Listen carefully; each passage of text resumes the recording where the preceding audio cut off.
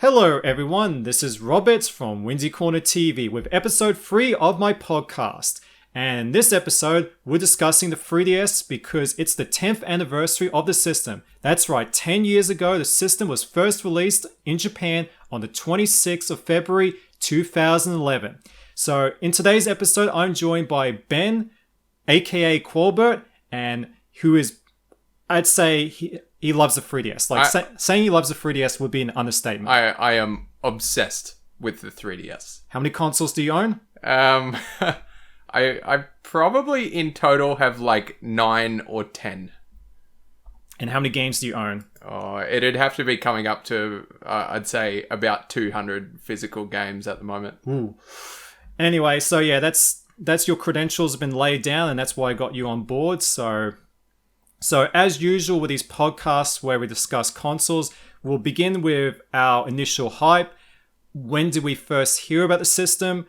When did we pick it up? What were our first games, our initial impressions?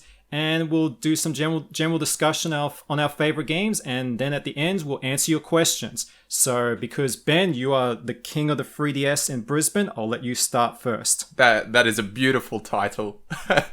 I hope I can live up to that name. So, like, I was in last year of high school when the 3DS came out.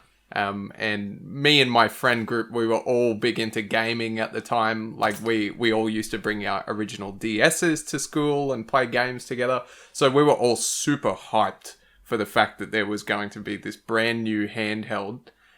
This time a bit more powerful as well, because the DS was great, but I feel like it was a little bit limited by the hardware, sort of 2010, 2011. And the aspect of also having a console with actual proper 3D, and you didn't have to wear stupid glasses. Like, I probably had dreams at the time as to how cool that was going to be. But yeah, like, I was really excited for the console. How about you, Robert? I initially heard about the 3DS obviously it was announced at E3 2010. Nintendo had a bunch of models all wearing the same clothing, these white shirt and black jackets with 3DSs strapped to them, each with their own unique tech demo or playable demo, which people, the press, could play afterwards. I have to admit, I was more into the PSP, and obviously the Vita hadn't been announced at that point. So the 3DS was pretty exciting because it was obviously going to be on the same caliber as the PSP, but obviously a bit more powerful than the PSP. So the initial games they announced, like, Snake Eater, that was like, oh, it can run PS2 games. That makes it pretty capable. And they also announced Kid Icarus Uprising, I remember, and Resonant Evil Revelations was also announced. And that was pretty exciting because I was a big RE fan, still am. And the funny thing about that Revelations trailer, if you watch it, it's nothing like the final game, the story premise. It actually implies that Chris and Jill are working against each other, like they're fighting against each other. Oh. And there's like this doppelganger of Chris, like a clone of him. It's a very weird trailer. I'll have to go back and watch it. It's very bizarre. And I think that would have been a cool story, like definitely off the rails, but obviously the story changed. So yeah, the glasses-free 3D sounded very exciting. Obviously, this was during the time when Avatar came out in the cinema and was huge. That's what made 3D popular, because it's hard to remember this if you're much younger, but Avatar was massive. Like, it was the most successful film of all time until Avengers Endgame came out. So it was the film that kicked off 3D. So obviously, everybody wanted 3D everywhere. They're pushing 3D televisions. Sony was heavily promoting 3D on their PS3 games, like Gran Turismo 5 had 3D. Sony even had a PlayStation 3D TV where one cool thing about was that each person could actually have their own screen for the split screen, like in games like MotorStorm Apocalypse. So 3D was considered to be the next big thing. We're trying to find the next big gimmick after touchscreens and motion controls. So to have that in a handheld, I feel was going to be really exciting, and to see what games could actually utilize that 3D effect as well. One thing I want to mention that at E3 2010, they announced a lot of games that never saw the light of day. There was going to be a DJ Hero. There was going to be The Conduit on the 3DS. Oh, man. Assassin's Creed, Saints Row, Ninja Gaiden. These were all announced for the 3DS. Actually, Yeah, but because I mean that's usually tradition with consoles. They announce a bunch of stuff that never sees the light of day. Like with the PS4, Capcom announced Deep Down, still hasn't come out, and people are jokingly saying that Pragmata, which was announced for the PS5, will never come out. That's another Capcom game. I suppose it's just their way to get people hyped about the console. Oh yeah, see the thing is, there are game announcements that are done purely to get excitement for a console. Like for example, well, who's the guy who made Bioshock? I can't remember his name. But anyway, he announced Bioshock was coming to the Vita, and he said that announcement was just made purely to drum up interest in the console. Like there was no concrete plans to ever make that game.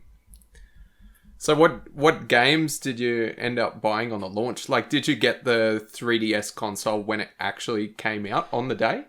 So initially, my excitement for the 3DS died down a bit because of the announcement of the Vita, where it was announced as the MGP, and people jokingly said it stood for Nintendo Got Pwned. Although history obviously said otherwise. But so I was more excited about the Vita because the Vita on the surface was more exciting because it was going to be more powerful.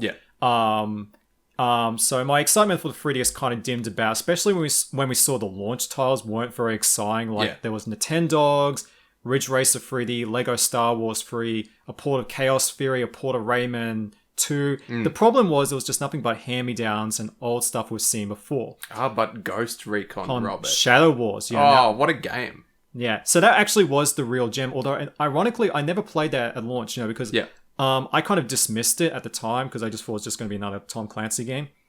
So when the 3DS came out and launched, now the Australian launch was 1 month after Japan. Another reason that killed my excitement was there was going to be region locking because anyone who's owned the DS will know that a vast majority of the best games only came out in the USA or Japan. Like games like Contra 4 never came out in PAL. So that kind of dimmed my excitement a bit. Although having said that, the 3DS, we didn't see too many regional exclusives. Like most of the games did jump to PAL, so it became less of a problem. Having said that, I preferred it had no region locking. Now, when the 3DS came out in March, someone at the game shop let me play his 3DS early, and he had Super Street Fighter 4. And when I played that blew my tiny mind because you have to remember that Super Street Fighter 4 had only come out a year earlier on the PS3 and 360, and to have the full Street Fighter 4 experience, a full fat PS3 360 experience on a handheld was mind-blowing. Even though it was cut back, like the backgrounds did not move, which looked a little weird with the characters frozen in time, to have that on the go was pretty mind-blowing. I think it was pretty impressive for the time. Like, to have a proper console game like that ported to a handheld. And it was a pretty decent port as well. Yeah, I was really impressed with it. So that actually sold me on the 3DS, but I didn't get one until May when I had a gift card for Big W. And I was like, you know what? I'm going to buy a 3DS. So I picked up the 3DS, I picked up Super Street Fighter 4, and Pilot Wings Resort. Now, that was not a launch title for Australia. It was delayed by a month for us. So it was out in April. So those two games were enough to convince me to buy 3DS. Yeah. As I mentioned earlier, I overlooked Shadow Wars, which I shouldn't, like most people did. We should not have overlooked that game because that actually was the one gem during the launch lineup that actually was original and was a pretty meaty game. I would say it was probably the console's strongest launch title. Yeah. And we all ignored it. So Super Street Fighter 4, very impressive. I just mentioned it earlier. Pilot Wings was also very cool. That really showed off the 3D, like with the flight mechanics. But the problem with the 3DS during the first year was all the content felt like hand-me-downs or half-assed. Like Pilot Wings just recycled Woohoo Island from Wii Sports Resort. So I think that was kind of cool though. Like they were trying to create this setting that appeared in multiple games. I kind of like that idea. But it felt a bit cheap. So especially when the game had a recommended retail price of $70. Yeah, I did not pay that much for it. Yeah. I think I probably paid $50 for it. But so that was kind of the thing with the 3DS during the first year was definitely, it just felt like hand-me-downs. So Ben, when did you get your 3DS? So I specifically bought it to play Ocarina of Time 3D, which that was the main driving point for me buying the console. Like, I grew up playing Nintendo 64, and Ocarina of Time is revered as definitely one of the best games ever made. It's one of the highest rated on Metacritic. Yeah, so to have an entire remake, like new visuals, there wasn't really a lot changed to the content, but like the controls were improved and the camera as well. And like I seriously had so much fun playing it. Like I can remember it clearly, just being I guess overwhelmed by the fact that the such a popular game was getting a remake. And not only that, it also came with the Ocarina of Time if you were lucky enough to get the collector's edition. Oh, that's right. They had that special edition that for Australia where it actually came the Ocarina, yeah. Yeah, so I ended up getting that collector's edition. I've still got it. I don't think I'd ever get rid of it just because of the fond memories. But that was the only game that I bought on launch.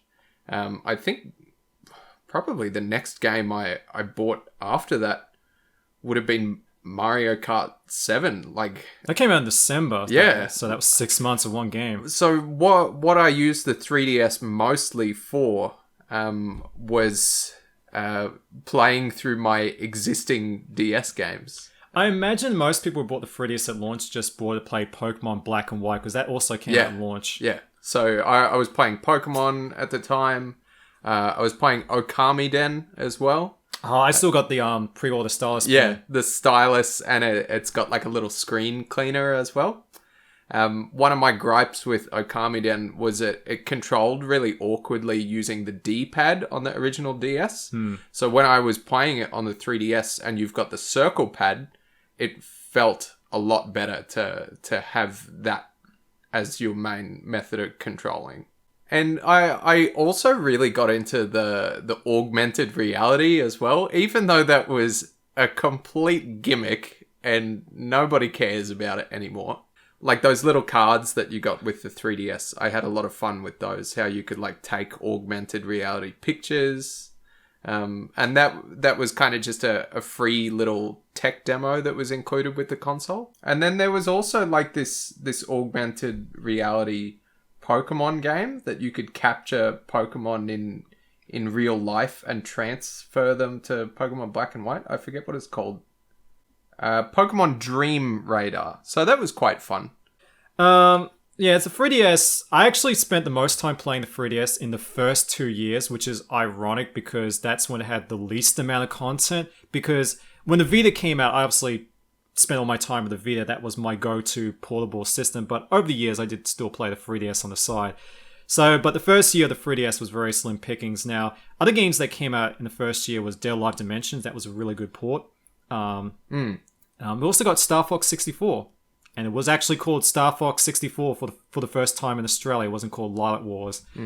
But of course, the big one, the big 3DS game that I spent the most time playing was Super Mario 3D Land. Oh, that was definitely one of the best games on the console. I think it's very underrated as well. Like, not many people really talk about 3D Land that much. There's a lot of praise for 3D World, which is a continuation of 3D Land. Yeah, like it's a spiritual successor, pretty much. But yeah, 3D Land. See, I dig 3D Land, and I'm probably going to get a lot of death threats for saying this, but I did not like the direction of Mario with Super Mario 64, where it became more about the exploration, where 3D Land was more of a throwback to traditional Mario, where it was all about the actual platforming, the focus on platforming. Yeah, it really felt like a modern version of that sort of classic Mario gameplay. And it's a shame that 3D Land isn't getting like a brand new port. Like, I think it would have been great if Nintendo bundled that with 3D World on the Switch. It would be great to have a version of that game in HD at 60 frames per second. That would have been awesome. So in the first year of the 3DS, I'm actually looking at my history of which games I played the most.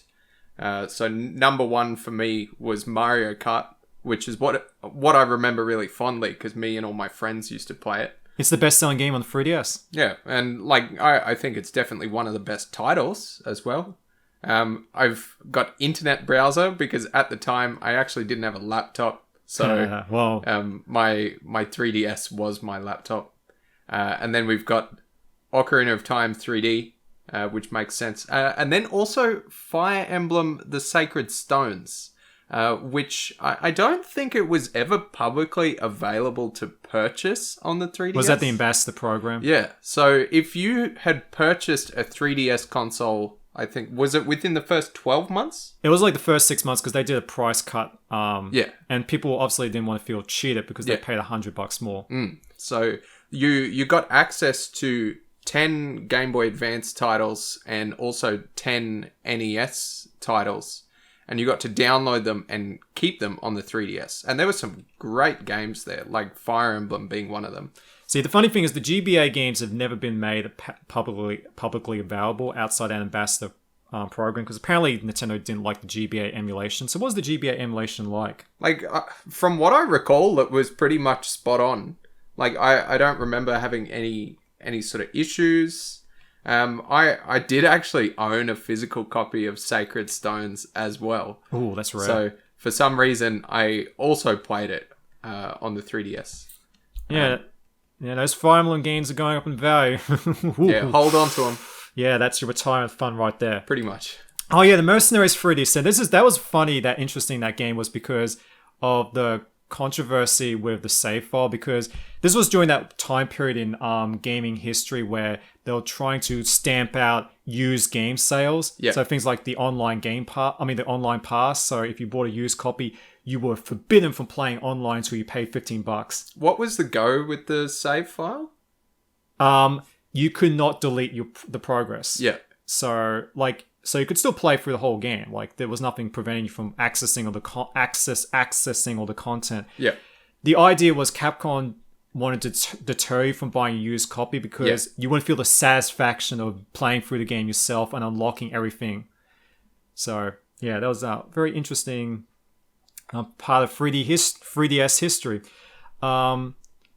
So another game that came out the first year was Cave Story 3D, a full-on remake of Cave Story in 3D. Now that game's pretty rare because it was published by NIS America. They usually do low print runs of their games, and it was a first-year game.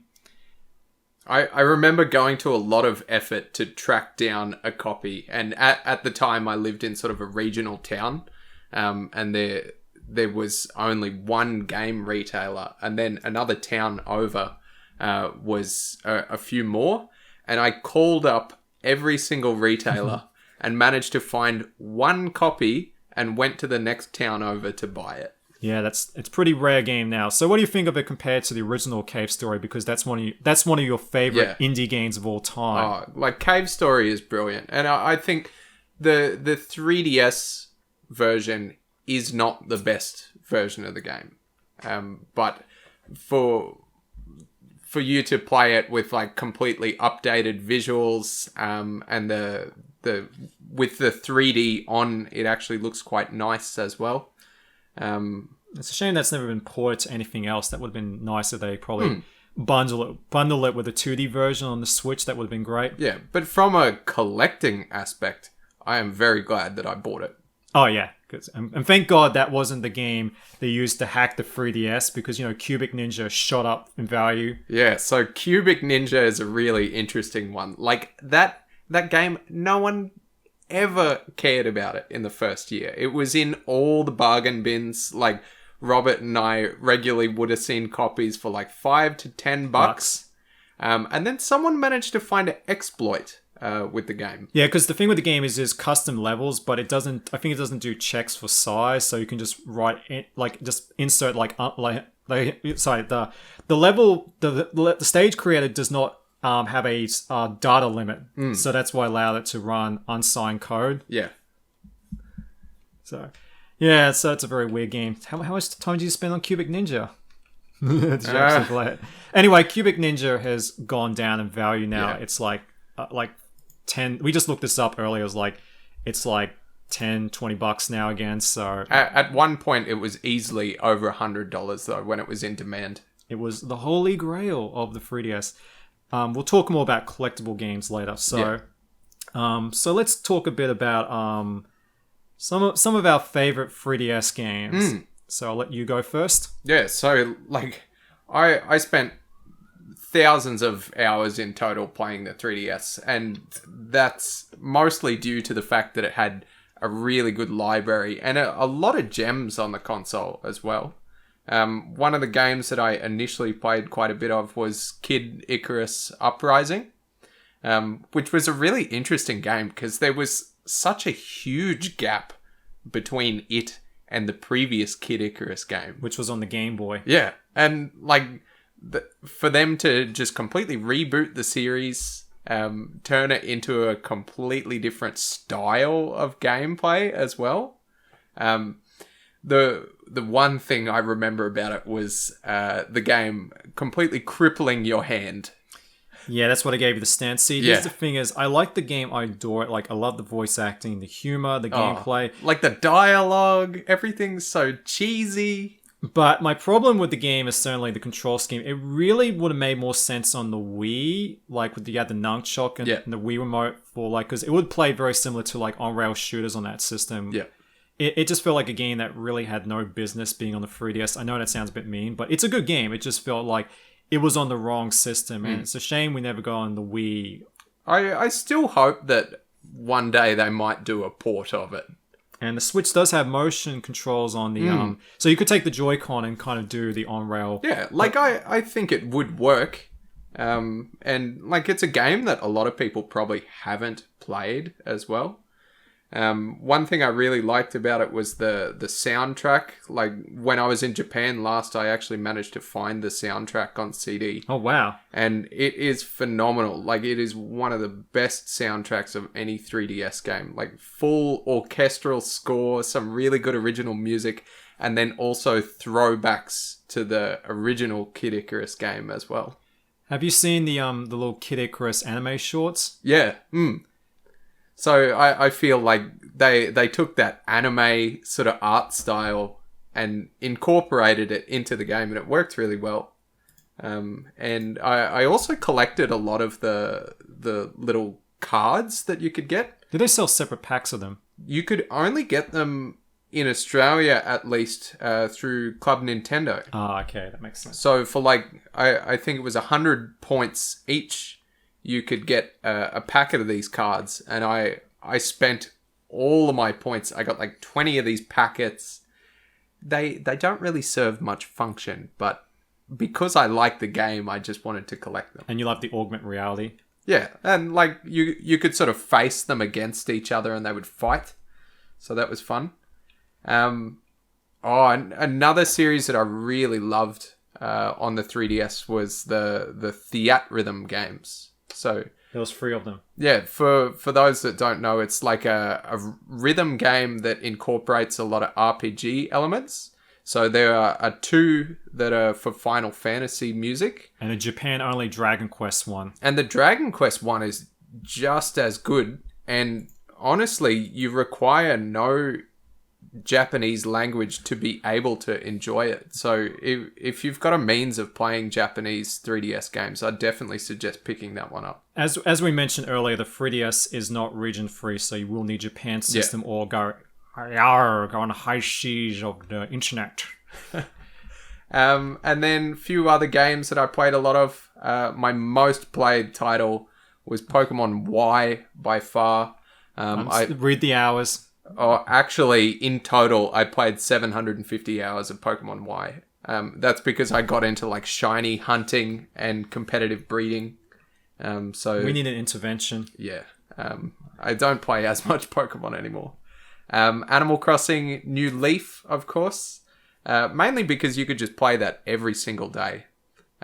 Like I'd boot it up for half an hour, and just sort of chill out, much like New Horizons. And then the Fire Emblem games as well. So Fire Emblem Awakening was one game that really must have just popularized the series. Yeah, because prior to Awakening, the series was not a success in the West, and Awakening was the game that put it on the map. I guess you could say it must have been the series Awakening. Sorry. Yeah, it's okay. Bad puns on my thing. Awakening was really good. I actually enjoyed Fates even more. But they censored the game, Ben. Anyway, yeah, go on. Yeah, I think people enjoyed Fates more, yeah. No, Fates was really good. The fact that you could play from each side of the story, and then if you got the collector's edition... You get all the DLC. I've got that, the big game card. Yeah, so 3 games on the 1 cartridge. There was so much content. I think it's definitely one of the best Fire Emblem games. Do you remember what you might have played the most of, Robert? I probably don't off the top of my head, because I probably didn't commit that much time. Obviously, I played a lot of the Shin Megami Tensei games. They probably took up the most time. Like, for example, the one I probably spent the most time was playing Soul Hackers because, I'm a big retro gamer. Yeah. And Soul Hackers was originally a Sega Saturn game released in 1997. Yeah. It never came out in the West. So the remake came out in the West. So that was the first time it ever came out internationally. And I just love the fact that the game is very Y2K-ish. Like the internet's brand new. Like that was the attitude of the game because you have to remember the late 90s. It seems trivial now because everything is connected to the internet. But in the late 90s, the internet was considered foreign and new and exciting and mysterious. And Soul Hackers kind of embodies that kind of time period. Yeah, it's definitely got that feeling. It's definitely very 90s-ish. And it's a fun little game. Like, the great thing about the re-release on the 3DS is the game is fully voiced, lots of voice acting, with the exception of the NPCs and the overmaps. See, the Japanese version is fully voiced for the NPCs, but they cut out the voice acting for the NPCs in the English release. So yeah, lots of really great dialogue. And I really do like dungeon crawling, old school dungeon crawlers with the wizardry style. On the topic of voice acting, did you play Bravely Default at all? With those really weird fake Irish accents. I love the voice acting. Like, it was so cheesy. And there was a lot of voice dialogue in that game as well. I remember when I bought Bravely Default, so I had just finished my first semester at university for IT, and I got like HDs. I mean, no, not the distinctions across the board. Sorry, I only got one HD. Distinctions across the board. I was like, I'm going to treat myself. Let's go and buy Bravely Default. Hell yeah. This was a week after launch. I went to JB Hi-Fi. And it was sold out, wasn't it? No. No? What? No, they hadn't opened the boxes. So this is the funny thing about Bravely Default. Oh, wow. Bravely Default is that when it initially came out in Australia and Europe, it didn't sell very well. Like, in the UK, it failed to break the top 40. What? So it's such a good game. No, just bear with me. So the American release didn't happen until 3 months later. It was during that time period where they had these discrepancies between release dates. So some games would come out in some regions earlier. Yeah. And you can see the problem, like Bravely Default kind of highlights that issue, was that a lot of media sites will not talk about a game until it comes out in America. Yeah. So there was like no publicity for Bravely Default when it came out in Christmas of 2013. But once it came out in America, suddenly people cared about the game. But yeah, like people really weren't that interested in the game at launch. Like there was very few copies around, and as JB Hi-Fi showed, they haven't even opened their copies, and this was 1 week. That's pretty crazy. Because nobody bought it. I ended up playing a demo of it, so it was like a timed demo. But it's pretty meaty, like you got a few hours. Yeah, of it. there was like 6 or 7 hours of gameplay if you played the entire thing, and then you'd get bonuses in the actual game. So I got hooked on that. I really like the combat system. I think it's very inventive. And also another really good soundtrack. The composer is actually the same composer that did the openings for Attack on Titan. And Attack on Titan was huge at the time. So when did the anime come out, Attack on Titan? I think it was 2013. Okay, yeah. Yeah, so similar time to Bravely Default. And I saw that and I was like, okay, this is really cool music. I'm going to buy this game. Did you play the Attack on Titan game that was on the 3DS that was a download only? I didn't, because I wanted to get my hands on a physical copy, and we never got a physical copy in PAL regions. You and you're upset. I didn't get one in America either. It was. Did they not? It was digital only. Oh, really? No, but now you can play Attack on Titan games on various other consoles. Well, it's because Tecmo Koei made another Dynasty Warriors game with the license. Yeah. Another game that I really liked was Resident Evil Revelations. Yes.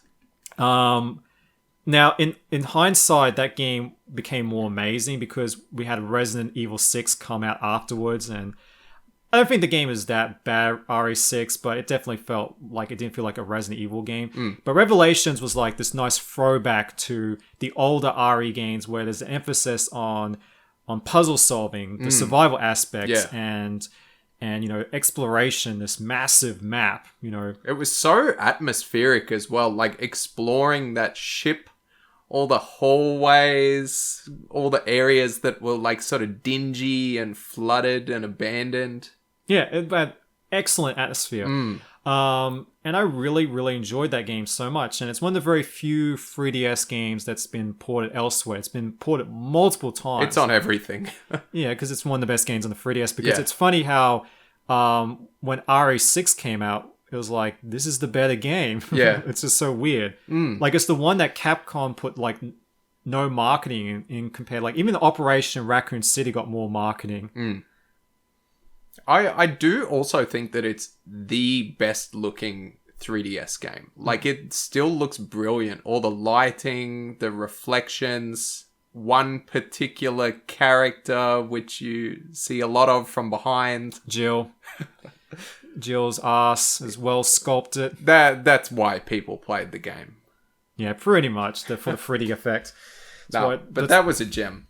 Yeah, it was a really good game. I really recommend it. Like, it's been ported elsewhere. You even got a port on the Wii U, which did not have many third-party games. Yeah. Another game on the 3DS I liked was I liked the port of Mel Gear Solid 3. Now, having said that, in many ways it's the worst version, and in some ways it's the best version. The frame rate is terrible. It's like 15 frames per second. It really pushes the limits of what is considered acceptable for frame rates. Like, it's like on the level of Cyberpunk. Very topical. Yeah. So yeah, the frame rate was very low, but what made that version really good was they took the gameplay mechanics, the gameplay from Peace Walker, the third person shooting and the crouch walking, and you could also access a map and your inventory on the fly on the bottom screen, which was great for that game because there's a lot of inventory management. You got to constantly look on your map with the survival aspects.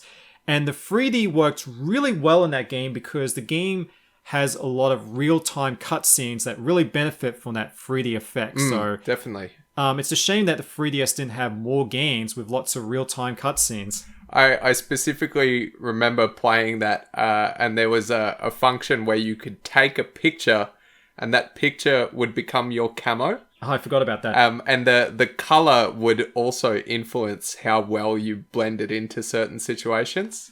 So I used that throughout almost the whole game, just like taking pictures of various things to change my camo. It was really cool. My only problem with the game was you could only have one save file, because I'm a person who likes to save like the best parts of a game, which you can't do that with MGS3. There's no level select. So and also, the best part of MGS3 is the entire game. Like, every part is brilliant. Yeah, it's my favorite. It's my favorite Mel Gear game by country mile, hands down. Yeah.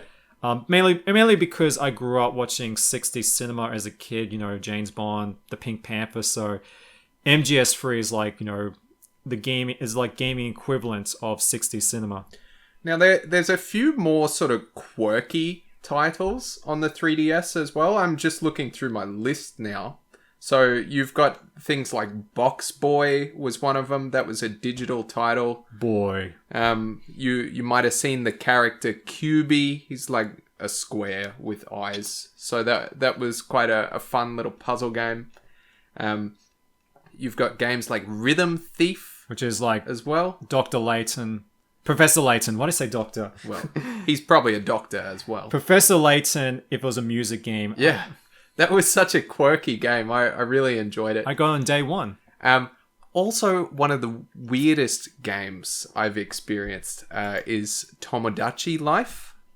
So it's a series that's really popular in Japan, but there was one on the original DS, but we never got it back in the day. I think there actually was an entire TV show about playing the game. And this game was just perfect for making memes. I remember when it came out initially, like, you'd make a character of yourself.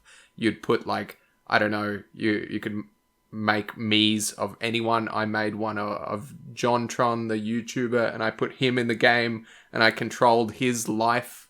And it was just such a fun, quirky title. Did you ever play it at all? No, I didn't. It's not my type of game. I'm not really into the things like The Sims or like those life simulators. And then one that I sort of played later on in the console's life was Monster Hunter. So Monster Hunter 4 Ultimate came out on the 3DS. I think it was 2015, probably. Judging from my gameplay. And that was one that really, like, it was a console seller. Like, it must have sold... Well, in Japan it was. Oh, like, crazy. Because, like, the best-selling Sony game in the history in Japan was Monster Hunter 3rd Portable on the PSP. Yeah. Like, it sold 5 million units. Like, that was the game that made the PSP the most popular system for a long time in Japan. So Nintendo obviously took note of that and drove the dump trucks of money over to Capcom and saying, this is us being nice. Give us Monster Hunter. Yeah, and they did, and it was amazing. And then following that, we've had Monster Hunter Generations as well. And Monster Hunter Stories as well on the 3DS, which has a sequel coming out later this year for the Switch. And PC. So there's been plenty of Monster Hunter content on the console. Monster Hunter 3 Ultimate also was on the 3DS. I played it on the Wii U, but one of my best friends at the time, he had it on the 3DS, and we would, like, co-op, but using different consoles. I thought that was pretty cool. Yeah, I have to admit I've never gone into Monster Hunter. I'm trying to get Robert into it. Oh, we spent a lot of time playing Generations Ultimate. Yeah. So we've sunk in a good 15... Well, I've sunk in 15 hours into it. And I've also been playing my friend Unicycle. So we actually hooked up over Discord. That's how we communicated. I'll force him to play Rise when it comes out. Yeah, I played the demo. I was very impressed because it uses the RE engine, so it's very good looking. Yeah, but no big mummy vampires in this one. No, that's a limitation. That's a problem with the game. And then I'm just looking at my play history. In 2018, I did not touch it. So that's because the Switch came out. Yeah, the goddamn Switch. But then in 2019, I played over 100 hours, and that's thanks to Yokai Watch 3, which I think is one of the best games on the console. It is an awesome, like, monster sort of collecting, battling RPG. It's very Japanese. And you can barely find the game. I've never seen a copy in person at all in Australia. If you see a copy and it's, I don't know, less than $100, I'd probably buy it. Yeah. Because that's the thing with the 3DS is that when the Switch came out, well, after Pokemon, was it Sun and Moon Ultra, it felt like the 3DS was dropped like a dirty towel. Yeah, there was like nothing. Oh, games still came out, but they just didn't sell at all. Like, I'm looking at the list. We've got Persona Q2. That was the Swan Song. Yep. Xenoblade Chronicles 3D was quite late in the console. No, that came out 2015. Was it 2015? Yeah. Really? Samus Returns as well. Which, funny enough, was it called Mercury Steam? What was the developer's name? I don't remember. They made Castlevania Lords of Shadow. Oh, really? So, there you go. When are we going to get Metroidvania from them? Well, one can hope. And then, like, there was also a couple of the Dragon Quest games as well. Like, Dragon Quest 7. Is that the first time it got a PAL release? I think, yeah. Because number 8... on the PS2 was the first ever Dragon Quest game to be released in PAL. In fact, they dropped the number 8 for us because, so people didn't think they need to play the previous ones. And number 8 also was on the 3DS as pretty much a port of the PS2 game. Did it still have the British acting? Yeah, it did. Yeah. So, like, the 3DS had some great JRPGs. Not much in the way of Western games. Not really. Like, when you think, I don't know, Call of Duty, do you think the 3DS, was there a single Call of Duty There was game? never one. No. But there was one on the Vita. Well, there's the superior console there. No, there wasn't a lot of Western titles that I can think of off the top of my head for the 3DS. A Ghost Recon Shadow Wars. Well, yeah, but that was day one. What happened after that? Yeah, because the thing with the 3DS when it first came out, initially wasn't very successful. That's the funny thing to look back at, because it kind of was like the PS3 in a sense, where it just, right out of the gate, did not sell very well. Yeah.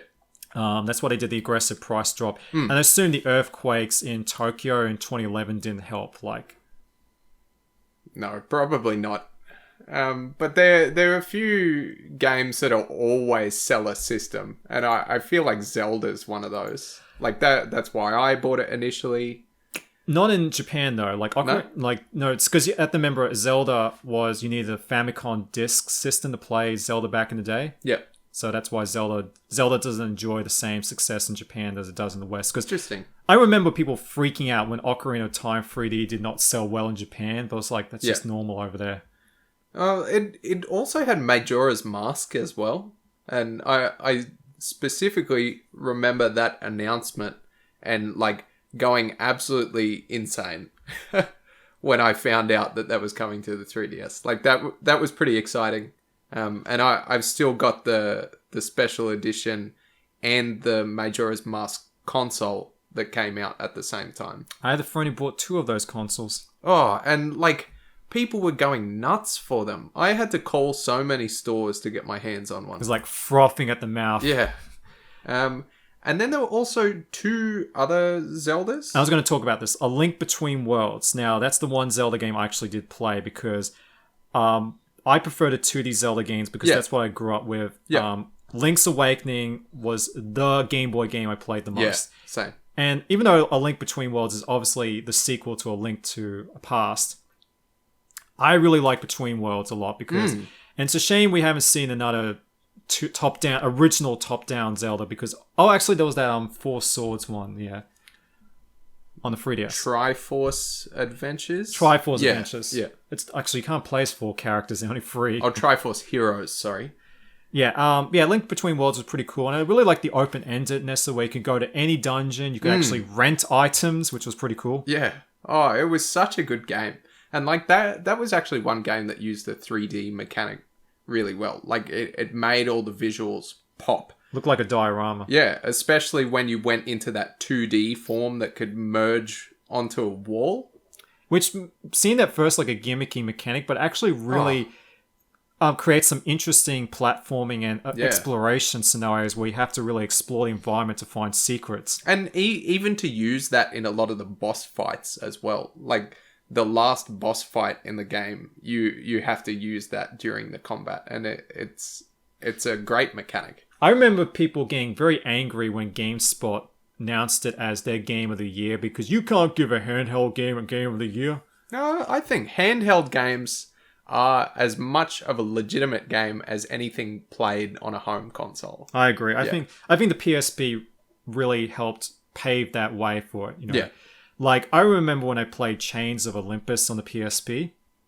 Like, it was to the point that I was so immersed that when I finished playing the game, I actually picked up my TV remote to switch off my TV because I thought I was playing this game on my TV. Were there any 3DS games that blew you away like that? I mean, Resident Evil Revelations probably. Yeah. That was definitely the most console-like experience on the system. Yeah. Xenoblade 3D was very impressive. Like, even though the frame rate does tank in the second half, I still think it's very impressive because when you played that game on the Wii, the sense of scale is amazing. Yeah. And it's the same on the 3DS. Now, the Switch version's kind of made the 3DS version kind of redundant. Yeah. But when you consider the hardware inside the 3DS, the fact that you had a game that massive with that sense of scale ported to the system was pretty impressive. Definitely. You needed a new 3DS It was a new play it, though. 3DS exclusive because it took advantage of the extra horsepower, the extra more powerful CPU. There wasn't many new 3DS exclusives. Mainly just Super Nintendo games, a few eShop games like Binding of Isaac. Fire Emblem Warriors got a 3DS port. That was new 3DS only. Rumbo was also 3DS only. And Minecraft. Those were all new 3DS exclusives. I suppose that brings us to the actual hardware itself then. So the 3DS, this is where things get confusing. Now, if you think puberty was confusing, wait till you have to deal with every version of the 3DS. Okay. So there's the vanilla 3DS. So that was the one that came in, it had like a blue and a red and a black when it launched. And it had a really nice sort of glossy sheen on top. But to me, it felt very much like a toy. Like it felt really plastic. And flimsy. I remember when I opened it and sort of listening to the hinge, you could hear it squeaking. It wasn't a great design. But it definitely paved the way for some better versions of the 3DS. The original 3DS, the shoulder buttons were very stiff. And the thing I hate the most about the system, now I had put in screen protectors on day one, but the problem with the 3DS was that there was nothing stopping from the top screen touching the pillars of the bottom screen, so it actually would scratch the top screen. That was such a bad design. Like, my original 3DS, it's still got, like, these lines on the top screen. So what I bought some pieces of rubber and stuck them on the top to stop them from meeting each other. Yeah. Well, if you look at the new 3DS XL, it's actually specifically got little rubber stoppers. Yeah, now actually, some of the later versions of the original 3DS actually had them put on. Like, I know the Zelda Special Edition has those rubber stoppers put on. So, yeah, I do think it's funny. Like, and some people had that same problem with the Switch, where the dock scratches there. Yeah, true. So Nintendo's done that twice. They have a system that scratches itself. Which, I think the problem with when companies make systems, they never give it to idiots, to ruin it.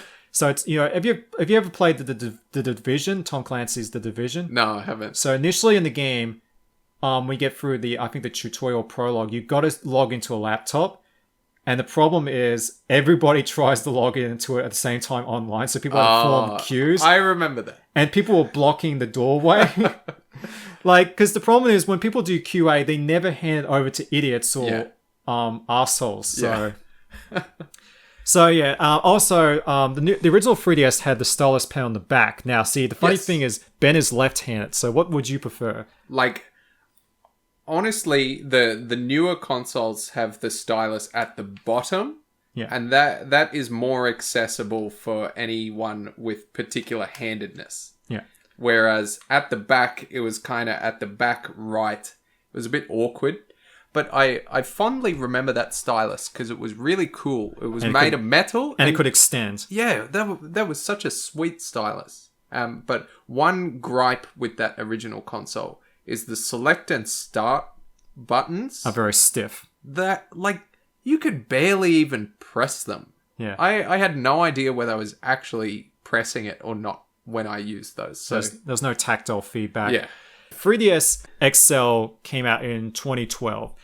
It made a lot of improvements. It doubled the battery life to up to 6 hours. The shoulder buttons were nice and big. They weren't stiff anymore. And clicky. And the start and select button had more tactile feedback. Yeah. The screen no longer scratched itself. And they put the stylus pen on the right side. Those damn right-handers.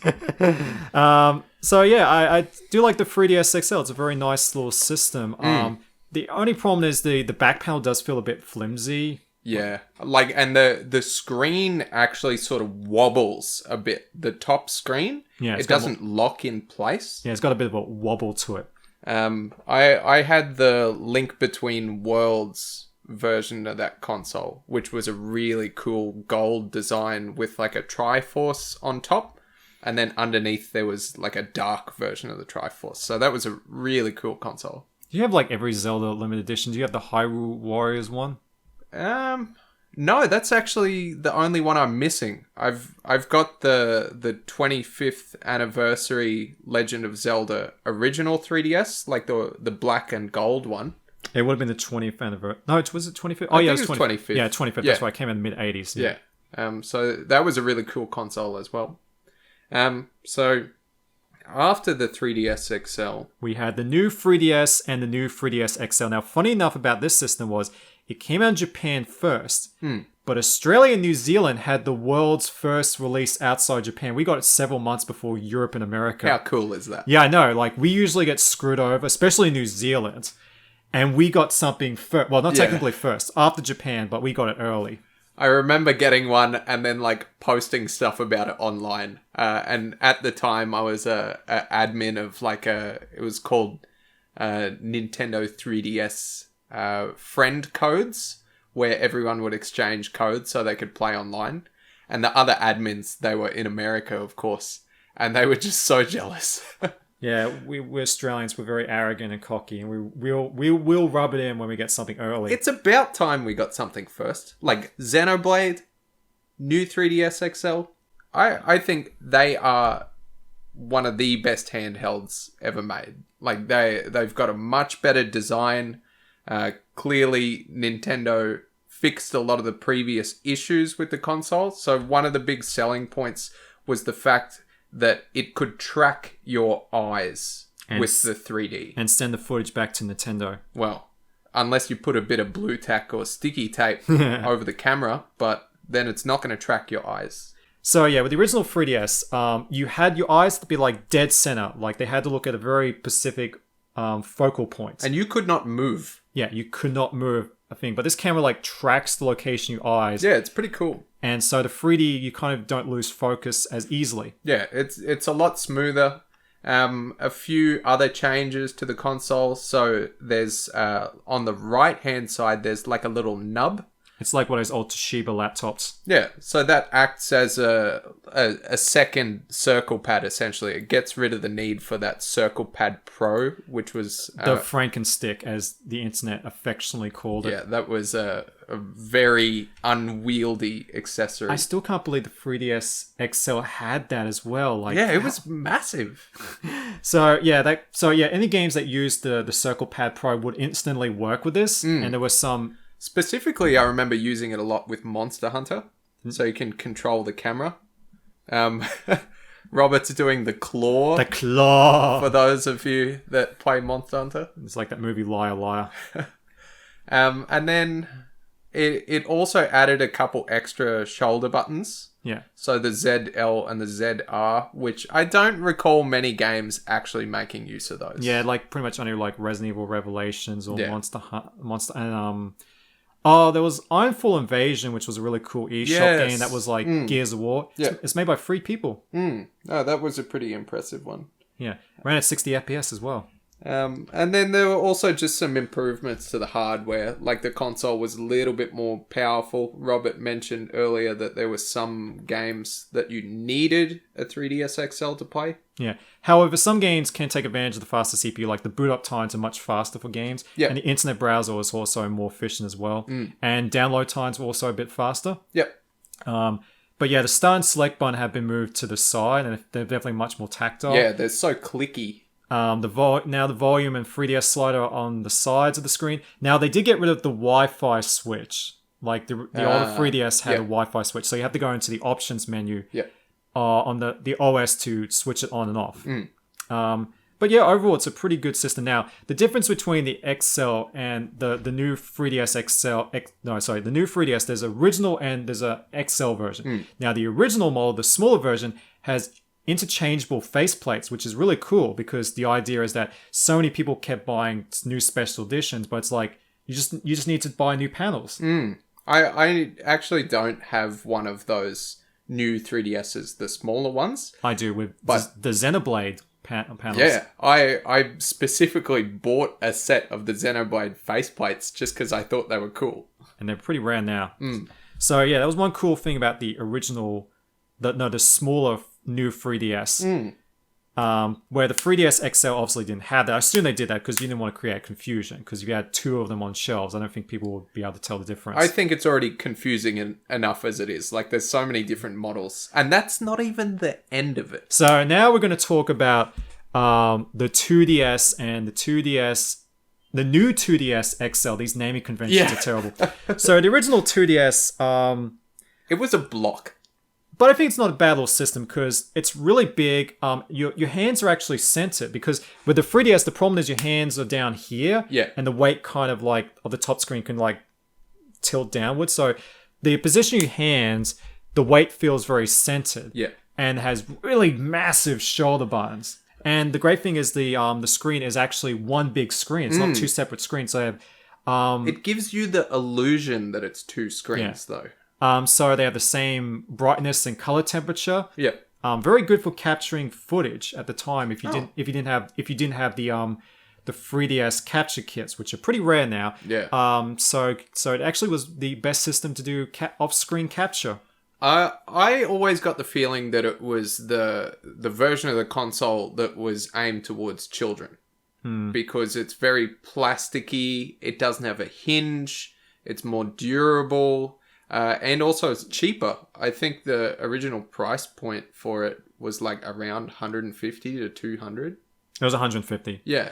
And that came out at the same time as Pokemon X and Y's launch, so that made sense because a lot of people will just buy a console just for Pokemon and you just have a cheap system. Yeah. It makes it more enticing. And with those 2DS consoles came some really cool special editions. Like there was a Omega Ruby and Alpha Sapphire, like transparent blue and red ones that coincided with the launch of Pokemon. And then you could get original colored ones to go with download codes of the very first Pokemon games. Yeah, it pretty much was the Pokemon system. Yeah, so there was a blue, a green, a red, and then a yellow. And each console came with its sort of respective download code for that Pokemon game. So I've still got a few of those. But obviously the 2DS, as the name implies, has no 3D effect. Although it still has 3D cameras. Now, a lot of people were mocking that, like, that makes no sense. It does make sense because for compatibility's sake, because a lot of games for the augmented reality relied on a 3D camera. Yep. I'm not going to name this one big media site, but they made, like, a big deal about like, how weird that is. Like, you can take 3D cameras, 3D pictures, although if you transfer it over to a regular 3DS, the 3D photos will actually display in 3D. Yeah, like, that makes sense. And also, they had a little slider that put into sleep mode because I think it was there was a Zelda game on the DS where you had to close the screen to solve a puzzle. Yes. And there was also was it Hotel Dusk? Yeah. Hotel Dusk also had a puzzle where you had to close the screen. So there was like a new sliding button. I guess that was simulating it being closed. Yeah, to put in sleep mode. Yeah. Especially you want to do like Street Pass. Yeah, that's right. Oh. How could I forget Street Pass? So we'll talk about Street Pass a little bit later. So we'll finish up this discussion. Yeah. So the final one was the new 2DS XL that came out shortly after the Switch came out. And I think there's some really cool designs for that one. I've got two specifically, one of which looks like a really big rectangular Pokeball. Mm-hmm. And it's got a button on the top. And you can press like the center button on the Pokeball. It does absolutely nothing. But it's awesome to push. But it's cool. And I think it's probably got the best looking screens, in my opinion. So the new 2DS XL, it's basically the new 3DS XL just without 3D. So it's got all the same features, although it does have slightly reduced battery life. And now there's a panel on the... So originally there's a panel... So with the new 3DS, you actually have to unscrew the panels to put an SD card. Yep. The new 2DS XL just has a panel on the front for putting the SD card. There's also a covers for the game card. The new 3DS has no cover for the game card. So some people accidentally popped them out, apparently. And with the new 2DS... XL. New 2DS XL. Oh my god. The naming. The names do get really confusing. That had some really cool designs. You could get a few different Pokemon ones. My personal favorite and my favorite console design of all of them is the Metal Slime 2DS new 2DS XL. So that was exclusive to Japan. Do you have the Metal Slime Vita? I don't have the Metal Slime Vita, but I did get the new 2DS XL, and it's actually got a 3D slime on top of it that's sort of protruding from the console, and it's really glossy, shiny, and reflective. It looks great. Yeah, the Vita one had like this little thing that plugged into the microphone jack, had a slime that's plugged into the microphone jack. Yeah. So one thing I just remembered about the new 3DS. Now, the original 3DS, the 3DS XL, and the 2DS do not have NFC for Amiibo. Ah, that's right. This was introduced with the new 3DS, new 3DS XL, and the new 2DS XL. Now, there's like a separate adapter that you can buy to get to use Amiibo with the older models. Yeah, so, and that was specifically introduced mostly for Super Smash Brothers on the 3DS, because Amiibo came out and you could transfer like a fighter character to the Amiibo. I didn't actually see anyone ever use one of those adapters. I do have one of them. Yeah. I did grab one because I do want to do a video about it. But yeah those adapters aren't very common. It's a strange little peripheral. Yeah, it's like a little white circle thing. So I just thought we might mention that. But yeah, let's briefly talk about now before we answer questions, we'll talk about Street Pass briefly. So Ben, oh my god, Street Pass! Like they need to bring this back for the Switch. There was such a sense of community with Street Pass. Like essentially, it promoted you bringing your console out with you in public. So if your console was asleep, it would communicate wirelessly with other 3DS consoles and exchange data. So yeah, then Mii would be added to your Plaza. You'd see what they've been playing lately. And there's also a bunch of mini games you could play. Oh, and the mini games were so good. Like I put in a lot of time into Street Pass as well. I actually started up a Street Pass club in the town I used to live in, and like we had 200 to 300 members. That's when me and Ben met. I think this is like 2013, 2014. We ran a Super Smash Bros competition when it launched, and we actually had prizes sent to us, like supplied by Nintendo. It was so cool. And yeah, I've actually made a lot of friends through the Street Pass functionality, which is quite interesting.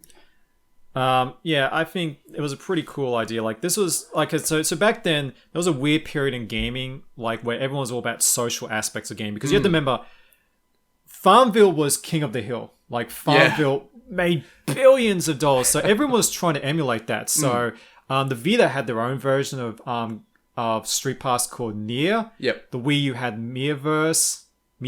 Was it Miiverse? Yeah. Miiverse. Yeah. You could get Miiverse on the 3DS later on in the console's life as well. I can't remember the equivalents of the Xbox and One PS4 specifically, but there was things like the PS4, like the Playroom or something like that. Yeah, and then it was just trying to develop a social community. And that's all gone now. It's so weird now to think about. Like when you boot up the PS4, there's all this like community things, and now it's completely almost gone on the PS5. Now it just shows, here's some YouTube videos, or here's DLC you can buy. And I think Street Pass was something that actually made you take your console with you. Like I got really excited when that little green light came on, and that meant that someone else nearby had a 3DS, and immediately I would go and check it and see who I'd Street Passed. And it was really cool to, like, let's say I took it into the city with me one day, and then I went back again, and the same people would pop up. And you kind of get to know these people a little bit through Street Pass. But you never see them in person. Yeah, like you don't know who they are. They're like pen pals. Yeah, but you can exchange messages with them, and then they get involved in the mini games as well. A lot of the 3DS games had some sort of Street Pass functionality included. So like Mario Kart, you would get people's ghosts. I remember Dell Live Dimensions, the coins you collect could be used to buy costumes. Unlock stuff. Just trying to think. Like there was lots and lots of different Street Pass functionalities. I can actually bring up a list of them. I'm just mucking around with my 3DS. Yeah, we'll just bear with us. We're doing this commercial break. Wait, stop! Don't shoot! Do you have something less painful, maybe? A crossbow? Too messy. A grenade launcher? Ouch. How about the taser? Yeah, taser wouldn't be bad. It might leave a little rash mark.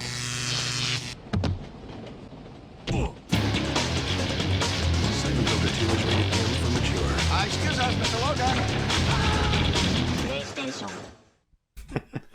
Okay, so yeah, like Animal Crossing was a huge one. These are all the titles that I've got Street Pass enabled for. Fire Emblem as well. You could get like little rewards. Xenoblade, you could unlock various things. Pokemon. Tomodachi Life. One thing that kind of irked me a little bit was that there was a limit on this. So you could only have 12 games actively using Street Pass at once. I assume it was a RAM limitation. Yeah. And like I would have had probably like 50 games I would have liked to be using Street Pass at the same time. Should have bought multiple 3DSs. Oh, I've got plenty, but if I were to take them all with me, I would probably need a backpack. Yeah. All right, so I think that about wraps up the 3DS. It's a good thing we talk about the Street Pass because I think it's one of the very as I said earlier, during that time period in 2010, 2011, 2012, companies were like ham-fisting all these social aspects in games that simply did not work or take off. But Street Pass was like the one exception. It felt so natural. Yeah. Like they didn't force me to use it. I willingly opened Street Pass every single day to check it. And it was really good because I was at uni at the time. And you would bring your 3DS with you to the uni campus. So it was great for getting Street Passes from other people. All right, so with that, we're going to get into some questions. So I'll let Ben read the questions. So I posted on a few platforms, one of which is the Nintendo 3DS Club Australia. Just to get some suggestions for topics and what people are curious about with the console. So I've got one from Michelle E. Michelle asks, what are your thoughts on the Pokemon series? Do you think the series has gone downhill since the 3DS? the DS. The DS. So I think it doesn't quite have as much charm and it's not as engaging as it used to be. So like I played almost 800 hours of Pokemon Y. Ooh. Clearly, I must have liked the game if I played that much. You would hope so. I did not like Sun and Moon. The themes of Hawaii in that game, like the game is set in a region that is pretty much Hawaii. It's based on a lot of tropical places. Like I think there's a few nods to Australia there, and there's one character with really bad Aussie slang. It's so just in your face. Nothing against Hawaii. But I wanted to play a Pokemon game. And it did not feel like the previous Pokemon games where you're exploring like this really unique region. What was that game, Fossil Fighters? Yeah, I know Fossil Fighters. I haven't actually played it. I own copies. There's some pretty bad Aussie stereotypes in that game. Yeah. Well, I'm not much of a Pokemon fan, so I can't really comment on this. But I think the problem with Pokemon is, ever since it became a yearly franchise, I don't think it's allowed Game Freak to develop technology or anything. And they have a very small team, surprisingly, like compared to like Ubisoft, which has like 1,000-person teams for their games like Assassin's Creed, Ghost Recon, and they come out every 2 years. And then you have a much smaller team trying to build these big games every year, and it just doesn't allow much time for technology to evolve. Now, you know, as much as Call of Duty gets slagged for its yearly releases, it does cycle between multiple development teams. And I think that's where, I think Nintendo, if they really want Pokemon to be a yearly franchise, although I don't think it should be, they need to invest in more manpower or multiple teams. Yeah.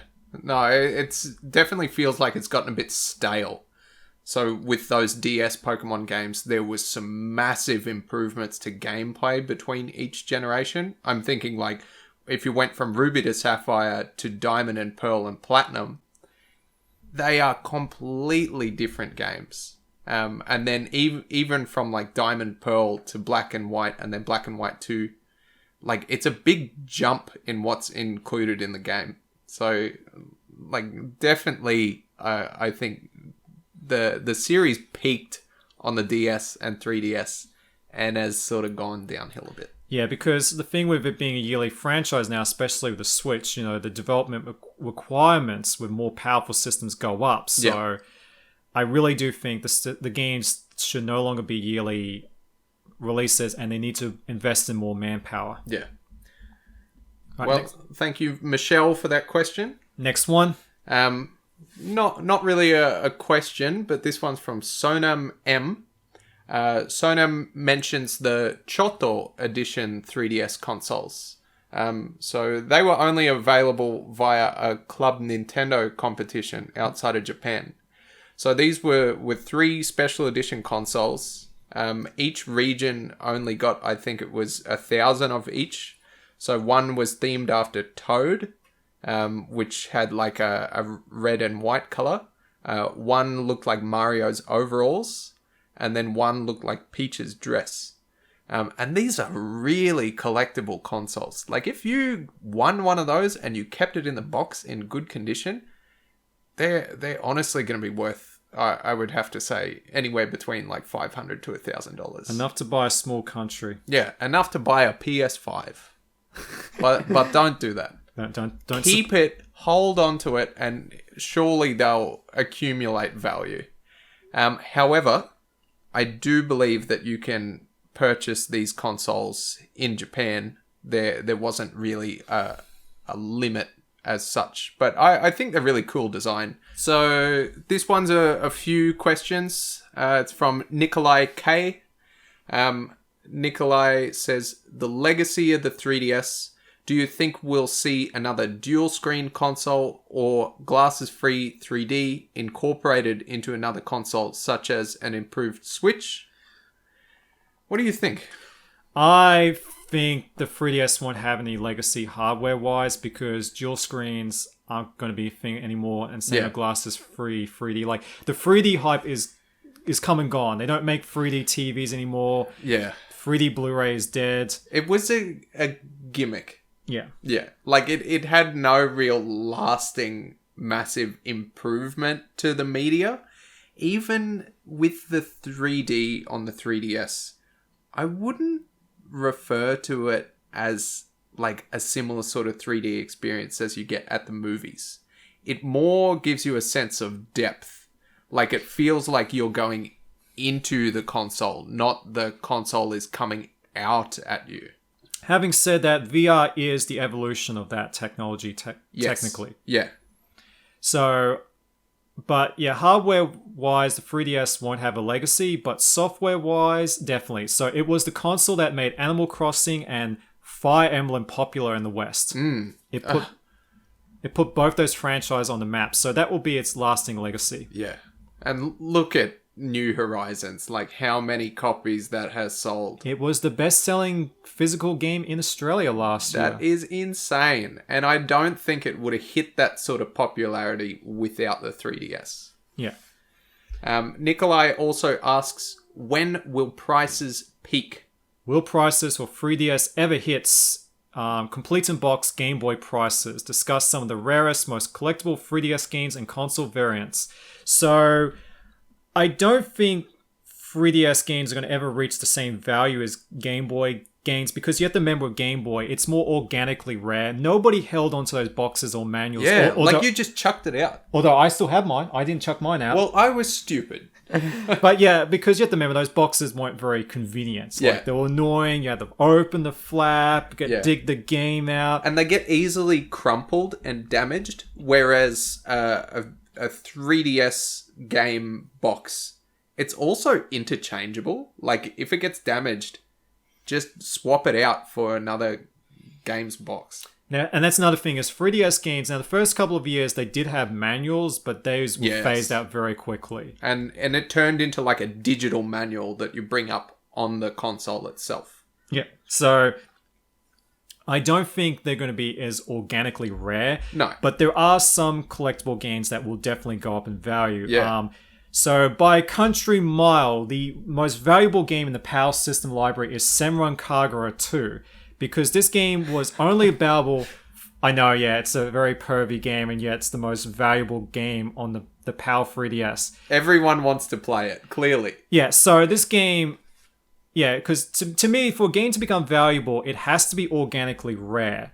And this game was only released through Marvelous Europe themselves. You had to order it directly from them. Now, it was briefly available on Amazon UK, but there was very limited means you could get the game. So very few copies were obviously printed. Yeah. Now, the funny thing is, I ordered the game, and they accidentally sent me 2 copies. You lucky bugger. And the funny thing is, I sold the first one very early for only $100. How much is the going rate now?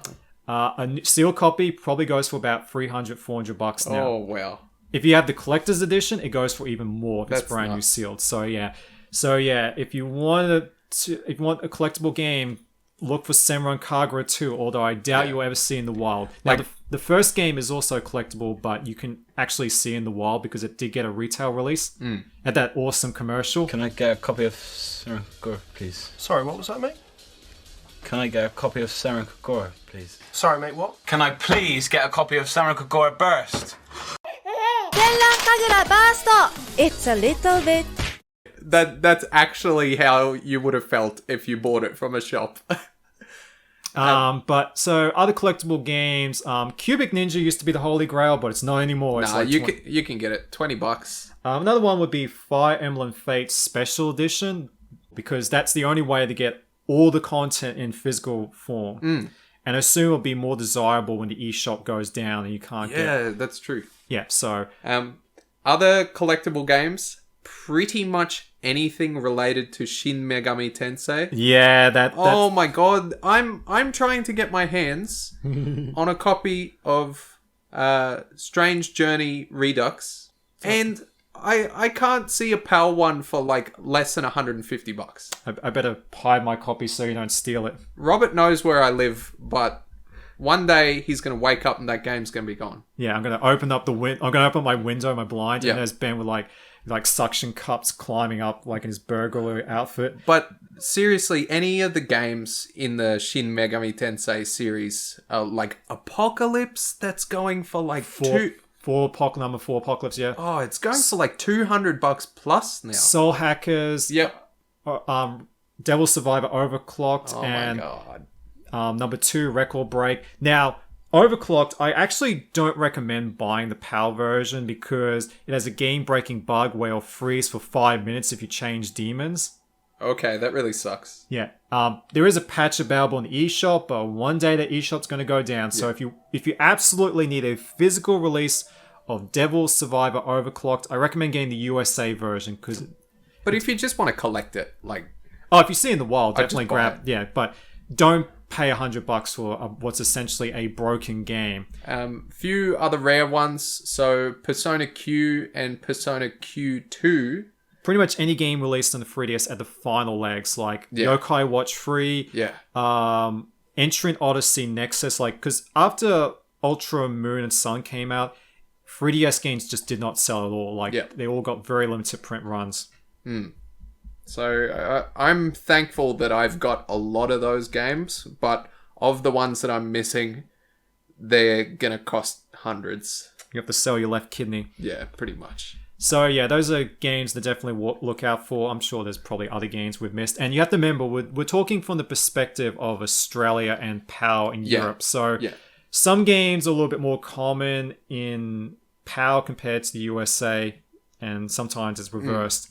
In terms of collectible consoles, I think some of the Zelda ones definitely. Like if you've got a complete in-box 25th Zelda, I think eventually that's going to become quite a nice collector's item. I've got the Fire Emblem new 3DS XL that's got quite a cool design. So that's from Fire Emblem Fates. And in a box, like, that's worth, I don't know, $300-$400 now. My personal favorite, which I'm holding right now, is the new 3DS XL Super Nintendo edition. So it looks like a Super Nintendo. Well, the PAL version. Yeah, I've got the PAL one, so that's also the one that's in Japan. However, you can get the same new 3DS XL in America, and it's the American version of the Super Nintendo, buttons, which doesn't look as cool, but I think that's quite cool how they made it specific to each region. Yeah. Yeah, see, because so Super Nintendo Entertainment System. So a Japanese version looks exactly like ours, but it says Super Famicom. So yeah, they made one for each region. Yeah, I think that's pretty sweet. That'll probably become a bit of a collectible one day. And potential issues with the new 2DS XL when the internal ion battery cannot lithium ion battery cannot be easily removed by most users. Similar to PSP battery swelling issues. So about the battery swelling, I've got a swollen battery here. This is from a Nokia phone, so I actually collect these because I get used Nokia phones come through at my workplace and I use these for my N-Gage, but yeah, they can swell. So, okay, to avoid battery swelling, you've got to keep the battery fully charged. Like that's what kills them when they get empty. See, problem is people have their handhelds like the PSPs.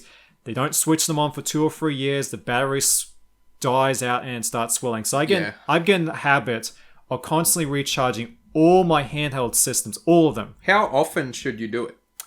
It depends on the system. The PSP drains very quickly, for example. Like, it can be drained after like a month. So you have to do that every month. The DS and the 3DS are very good at holding a charge, but they will eventually deplete after a while. I hadn't touched one of my DSs probably for like 5 years. And I went and switched it on the other day, and it was still like full battery. Interesting. Yeah.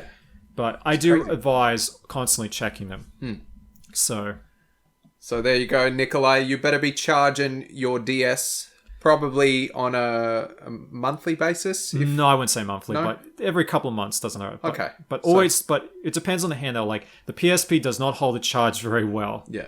The PSP is probably the biggest culprit because it just does not hold a charge and people neglect it. And you should be playing your PSP more regularly. So we shouldn't have that many issues with the batteries, hopefully. But yeah, it's kind of annoying how the 2DS has as it permanently asphyxiated to the system. Which it's kind of like the Philips CDI 450 model, which I've got over there.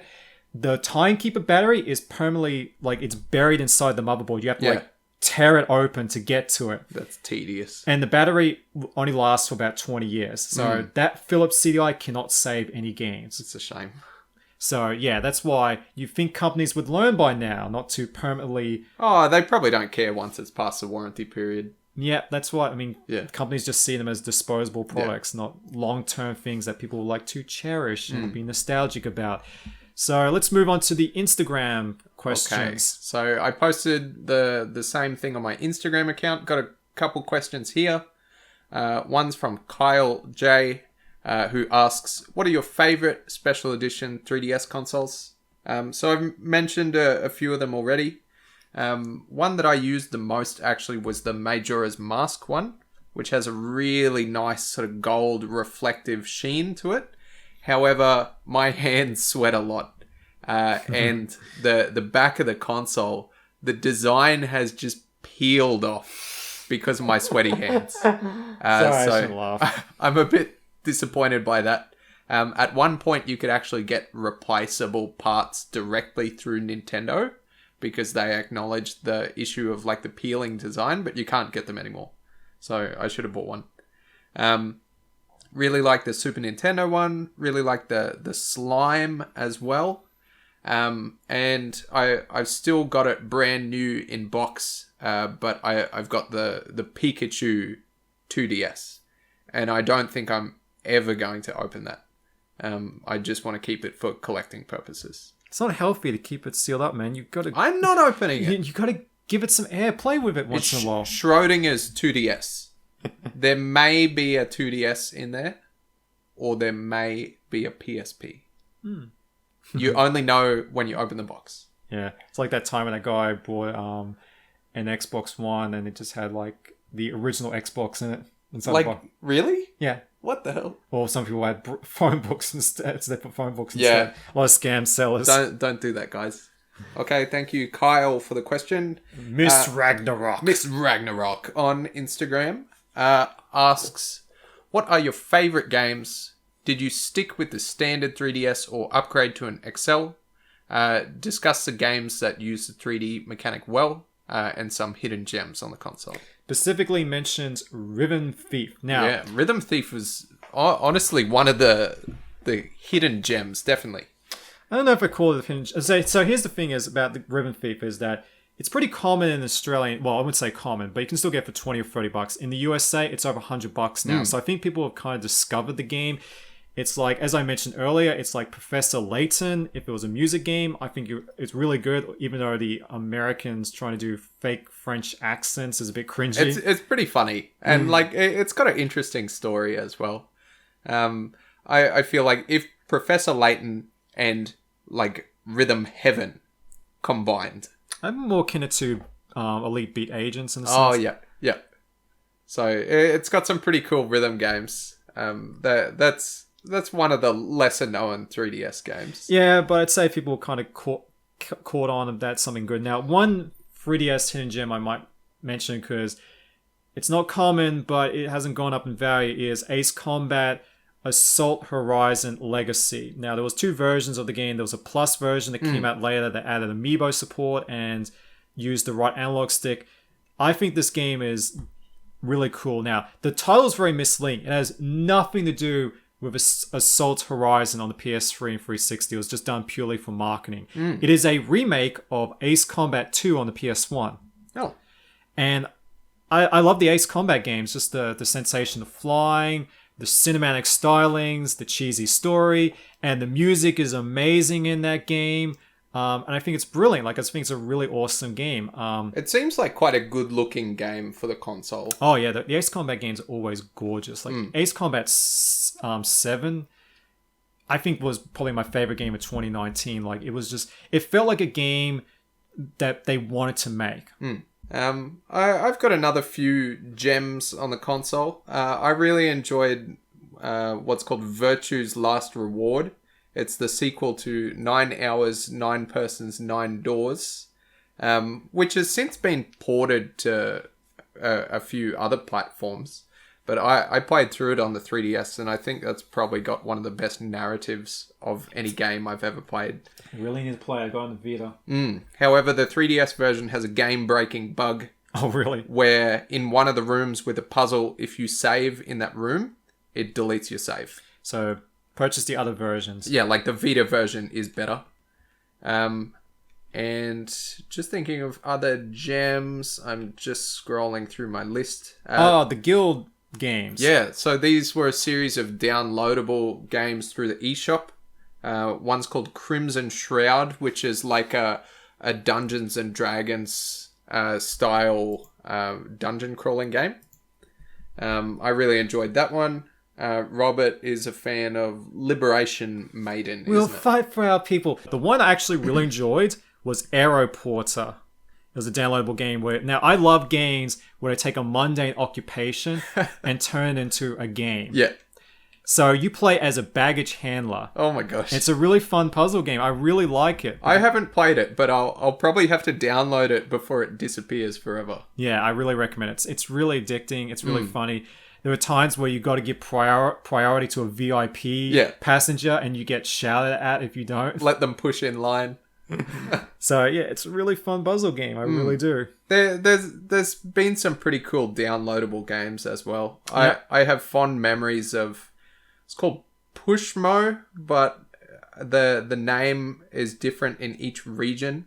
Yeah, so look it up on Wikipedia. It's also been... There was a sequel called Fall Blocks. So it's like a puzzle game where you've got this sort of pixel design and you actually get to push and pull the pixels to climb to the top. So that was a really fun Just going back to Miss Ragnarok's question, she also asks, did you stick with the standard 3DS or upgrade to an XL? I think we already answered that technically because the original 3DS, as we mentioned, had very stiff buttons. It just felt cheap. The battery life wasn't great. The XL just improved in every aspect. But I can see some people preferring the smaller 3DS, so they have smaller hands. I waited until there was like a special edition that I liked enough to buy. So that was the Link Between Worlds one with the really cool Triforce design. So I sort of stuck it out for a couple of years with the original, even though it wasn't the best design. But as we mentioned before, the stylus is on the right side. Yeah. Yeah. And discuss games that use the 3D mechanic well. Well, I mentioned that earlier. MGS3, definitely hands down. Just the real-time cutscenes, I felt like it was just kind of like, it's the same experience when you watched Avatar in the cinema. I think number one for me would have to be Super Mario 3D Land. So that was, I think, the game that really promoted the use of 3D, especially with some of the platforming.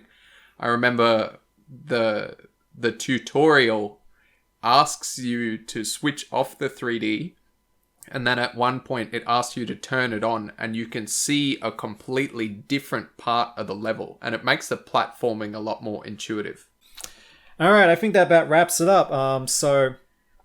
Even though we're not recording this on the 26th of February, it'll go live on that day to coincide with the 10th anniversary. So it's hard to believe the 3DS is 10 years old. That is honestly unbelievable. Like, I remember the launch so clearly. It doesn't feel like it's been that long.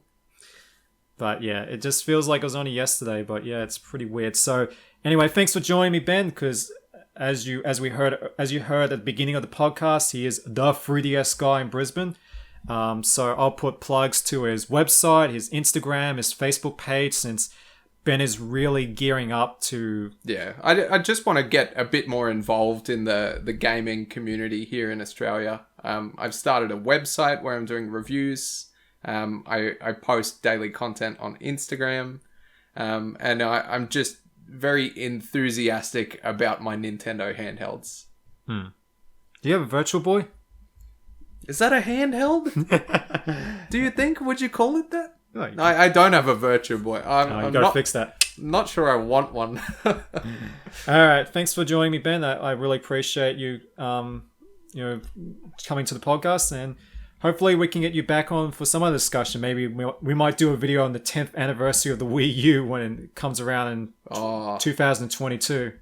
We're probably not going to have quite as much to talk about, but I do like the Wii U as well. Yeah. So, all right, that's a wrap. Thanks for listening, and hopefully the next podcast won't take as long.